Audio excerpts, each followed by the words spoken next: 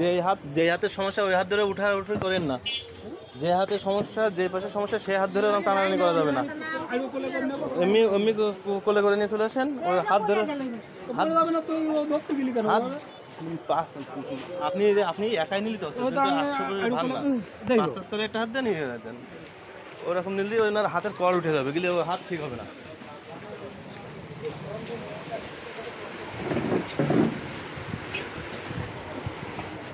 Call উঠে গেলে ওই কলের সমস্যা হয়ে যায়। আর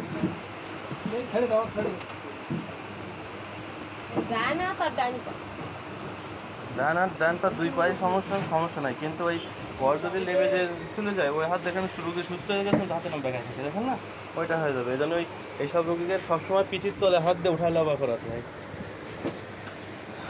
এইসব রুগীকে সবসময় পিঠির তলে হাত দিয়ে উঠা লাভা করা যেতে হয়।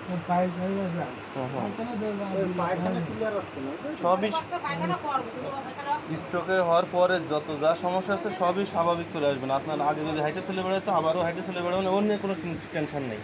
কিন্তু ওই হাতের কলটা যেন না ওঠে। আমি যেভাবে বলবো সেভাবে যদি আপনার চলেন তাহলে ও রুগী বেশি দিন লাগবে না। আর যদি না চলেন তাহলে একটু সময় লাগবে না, তাছাড়া কিছুই না। এইসব রুগী কোনো বিষয় না, কিন্তু আপনার কথা শুনতে হবে এবং ওই হাতের কলটা উঠাই ফেলা যাবে না। ওই যে হাত ধরে যেমন টাইনি নিয়ে আসলো, এই জায়গাটায় নড়বড়ে হয়ে গেছে, পাশ ডান পাশ নড়বড়ে, ওই হাতের কল লেবে গেলে দেখবেন যে ওই এই জায়গাটা বসে যায়, এই জায়গাটা লেবে চলে আসে। হ্যাঁ, লেবে চলে আসলে তখন ওই হাত ভালো হবে না।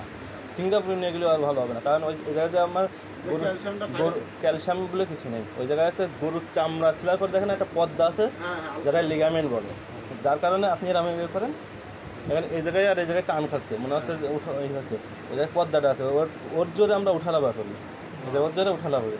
ওই পর্দাটা টান খেয়ে ছেড়ে দিই, ছেড়ে দিলে আর ওইটা দাঁড় বেড়ে যায়। ঠিক আছে, আল্লাহ ভরসা।